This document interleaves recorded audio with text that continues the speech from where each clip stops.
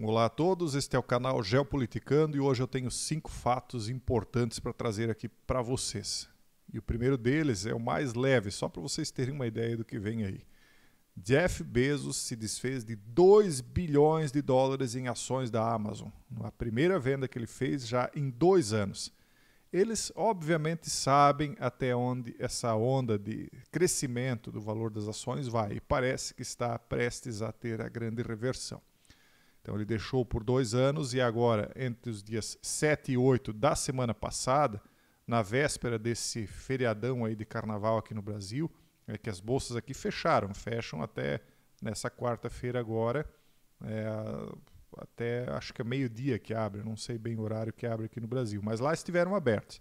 Por enquanto o mundo continua mais ou menos como se nada estivesse acontecendo. Um dia sobe um pouco, outro dia desce um pouco, aquela marolinha, né?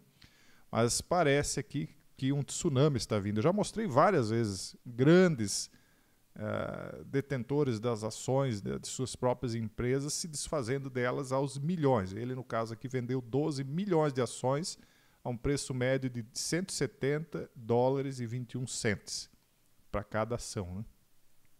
Então a transação foi divulgada dia 9, mas ela ocorreu entre quarta, dia 7 e quinta. Vamos ver o que vem aí. Parece que não vai demorar muito pelos movimentos deles, né? Não é só ele, eu já mostrei vários deles aqui, dos grandes vendendo ações das próprias companhias. Depois, quando desabar, o dinheiro dele está preservadinho e ele vai comprar muito mais do que 12 milhões de ações, né? Imagina isso aqui caindo 50%, 60% ou mais, né? Para onde vai? Ele dobra a detenção de ações dele. Agora, isso aqui é interessante. Aparentemente, eu não tenho certeza, mas isso aqui seria um texto do Alexander Dugin, falando daquela entrevista do Putin para o Tucker Carlson. Vamos ver o que ele escreveu aqui e analisar o que ele disse. Por que a entrevista de Tucker Carlson é considerada fundamental tanto para o Ocidente quanto para a Rússia? Comecemos pela parte mais simples, diz ele, a Rússia. Aqui, diz ele, né, Tucker Carlson tornou-se um ponto focal para 2 polos opostos dentro da sociedade russa. Patriotas ideológicos e ocidentais de elite que, no entanto, permanecem leais a Putin e à operação militar especial. Ele está falando, né, dos grandes capitalistas russos que teriam sido ou enquadrados por Putin, né, ou se aproximado dele, ou então tirados aí de atividade, né? Vocês viram o que aconteceu, nós já falamos sobre isso em vídeos passados, lá da época em que isso começou. Aliás, até antes. Né? Para os patriotas russos, ele está falando, né? Tucker Carlson é simplesmente um de nós. Ele é um tradicionalista, um conservador de direita e um ferrenho oponente do liberalismo. É assim que se parecem os emissários do czar russo do século XXI. Assim, os patriotas russos e os ocidentalizadores russos, cada vez mais russos e menos ocidentais, chegam a um consenso na figura de Tucker Carlson. Ou seja, na visão de Dugin, né, os russos estão simpáticos a Tucker Carlson e se identificam com ele como se ele fosse um deles. Segundo a visão do Dugin, no Ocidente tudo ainda é mais fundamental. Tucker seria uma figura simbólica. Ele seria, então, o principal símbolo da América que odeia Biden, que odeia os liberais e os globalistas e que se prepara para votar em Trump. Trump, Carlson e Musk, preste atenção que o Musk está na lista, além do governador do Texas, Abbott, são os rostos da iminente Revolução Americana, desta vez é uma revolução conservadora. Iminente, ele está dizendo. O que é uma revolução? A revolução vai muito além de um simples voto, mas talvez ele esteja ainda se restringindo aos votos. Só que acho que não, porque ele já citou várias vezes a possibilidade de uma guerra civil lá dentro dos Estados Unidos, tá, pessoal? É a visão dele, né? Não é a minha, só estou trazendo aqui para vocês. A este recurso já poderoso, a Rússia se conecta. Não se trata de Putin apoiar Trump, o que poderia facilmente ser descartado no contexto da guerra com os Estados Unidos. A visita de Carlson é sobre outra coisa. Biden e os seus maníacos atacaram efetivamente uma grande potência nuclear através das mãos dos TERROR libertados de Kiev e a humanidade está à beira da destruição. Nada mais, nada menos, que aliás foi o que o Putin deixou explícito na entrevista dele, que essa guerra pode levar o mundo ao holocausto, né, total. Então a mídia globalista continua a divulgar séries da Marvel, onde para criança, onde o super Homem-Aranha Zelensky vence magicamente com superpoderes e porcos mágicos o Dr. Evil, que seria o Putin, né?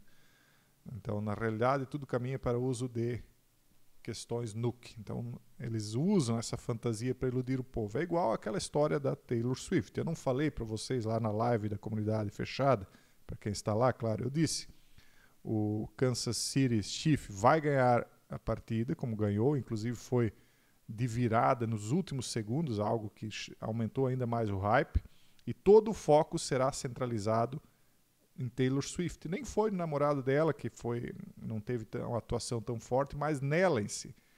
Por quê? Porque ela vai ser um ponto focal de energia para, em um momento adequado, canalizar essa energia para apoiar o candidato substituto de Biden, porque o Biden não vai concorrer, eu tenho dito para vocês isso há tempo. Aguardem e verão. Então a Taylor Swift vem aí para tirar o foco da atenção de Trump, como está conseguindo fazer, inclusive. E aí, no momento adequado, ela canaliza toda a energia midiática dirigida a ela para apoiar um candidato. É como fez a Lady Gaga na eleição passada, né? Só que agora bem mais hypado. Eles estão colocando muito mais tempo midiático em cima de Taylor Swift do que colocaram em Lady Gaga na versão passada. Aí o Tucker Carlson, diz o Duguin aqui, né, realiza uma verificação da realidade. Será que o Ocidente compreende o que está fazendo, empurrando o mundo para o apocalipse? Existe um Putin real e uma Rússia real, não esses personagens e cenários encenados da Marvel. Veja o que os globalistas fizeram e quão perto estamos disso. E aí aqui eu deixo o resto, eu vou colocar aqui o resto da matéria que você lê. Ela é curtinha, acaba aqui. Mas basicamente ele está culpando os liberais globalistas pela possibilidade de uma guerra mundial. Eu pedi antes para vocês guardarem aqui o nome de Musk, que ele cita, Trump, Carlson e Musk, porque Musk é o suporte financeiro. O Trump é muito rico, sim, mas na verdade hoje o Elon Musk é o suporte financeiro desse lado patriótico dos Estados Unidos, né? embora a mídia tenha conectado a imagem do Elon Musk com o Homem de Ferro, eu uso isso como um símbolo, porque lá é como o Dugin citou aqui na matéria dele. Lá é tudo muito simbólico, eles carregam de significado determinados personagens e vinculam esses personagens com pessoas da vida real para carregar o simbolismo dos personagens do cinema nessas pessoas. É algo meio difícil de explicar, lá na comunidade eu explico com detalhes, todo mundo lá já sabe, né, quem está mais adiantado. E embora a imagem do Elon Musk tenha sido vinculada à do Homem de Ferro, no filme Guerra Civil, ele representaria, nesse caso, o Capitão América, né, que é o patriótico, enquanto que o Homem de Ferro é o liberal, o globalista, tecnocrata, né? Então, na verdade, Elon Musk é uma mistura dos dois, mas nesse caso representa mais o outro. E não é por acaso que o próprio Super Bowl, que deu o hype, o super hype, né, o mega hype para Taylor Swift, ele foi atacado, o Elon Musk foi atacado nesse mesmo Super Bowl por comerciais pedindo boicote à empresa Tesla, né? Então, é aquilo que nós detectamos, está cada vez mais claro.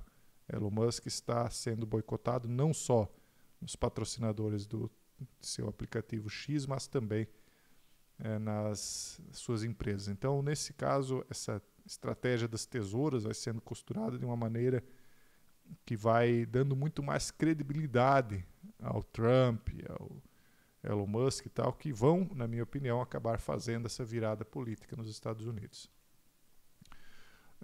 Enquanto isso, Taiwan detectou 8 balões chineses ao redor da ilha. O mundo está realmente bem agitado, né, pessoal? Cada vez mais. Nos últimos anos, Pequim aumentou a pressão sobre a região, posicionando aeronaves e navios em torno do seu território quase diariamente. Taiwan. Lembra quando teve essa questão do balão lá nos Estados Unidos também? Daí depois discutiu, não, era um balão meteorológico que fugiu aí do nosso espaço aéreo, não, era um balão de espionagem. Daí agora parece que recentemente as autoridades norte-americanas admitiram que era só um balão de espionagem, de meteorológico mesmo. Se era ou não era, a gente não vai saber. Talvez numa ação diplomática eles disseram, tá bom, dessa vez passa. Mas Taiwan então detectou um recorde de 8 balões chineses em torno de seu território, 2 deles voando diretamente sobre a ilha, conforme informou o Ministério da Defesa nesse sábado agora, dia 10. Esse departamento indicou que os balões foram detectados na sexta-feira 9, véspera do início das atividades do Ano Novo. Isso aí ficam altitudes gigantescas, né? Entre 4.500 e 11.500 metros. E a China também está no feriado. Vamos ver como é que vão abrir as bolsas dela, né? Eles estão no feriado do Ano Novo Lunar, né? Que é uma espécie de... Para eles, eles festejam a virada de ano em outra época, né? Na verdade, eles têm parcialmente a cultura deles ocidentalizada também e comemoram conosco também. Agora veja o seguinte, a corte holandesa ordena que o país pare de fornecer peças para caças F-35 israelenses. Isso mostra que, na minha visão pelo menos, o Netanyahu continua alinhado com o Trump, não é que eles formam um conjunto, mas eles estão alinhados. Trump, o Putin, o Netanyahu, o Musk e outros, né, segundo a minha visão, estão alinhados. E isso é mostrado através disso aqui, ó, porque uma corte holandesa que, na minha visão, hoje segundo a minha opinião, dirigida por liberais e globalistas, né, não a corte, mas o país. Então, essa atitude aqui de boicotar os F-35 de Israel, não permitindo a exportação de componentes desses caças, mostra o alinhamento, né, e como eles estão boicotando essa versão ou essa vertente. E aí se enfraquece a capacidade de resposta de Israel, deixando ela refém da proteção norte-americana, que por enquanto está na mão de Biden, entenderam? Então tudo parece muito bem amarrado. E por último isso aqui, 2024 inicia com mudanças significativas na taxação do sol no setor de energia solar. Não vou comentar muito isso aqui, rapidamente, só para vocês saberem que no Brasil até o sol vai ser taxado, até o sol, né, pelo uso do sol nós vamos pagar impostos.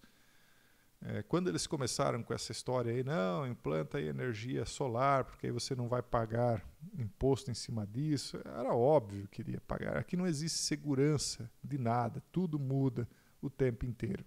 E sempre o que pinta de novo, pinta no lombo do povo. Então, primeiro eles deram esse benefício para as pessoas irem lá instalar, depois elas começaram a ficar contentes que começaram a ganhar um pouquinho de dinheiro, porque a energia que sobra podia vender para o sistema elétrico.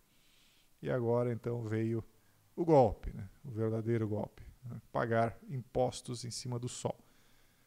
E nós vamos pagar impostos até para respirar. Muitas pessoas sempre usavam isso como a piada, mas o que vocês acham que é o imposto sobre emissão de carbono?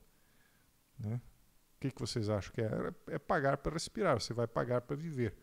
Né? É assim que está funcionando esse mundo amaldiçoado que nós estamos vivendo. Mas só que não se preocupe, uma hora isso aí vai ter fim. Tá bom, pessoal? Esse é o vídeo de hoje. Um forte abraço a todos e até o próximo vídeo, se Deus quiser.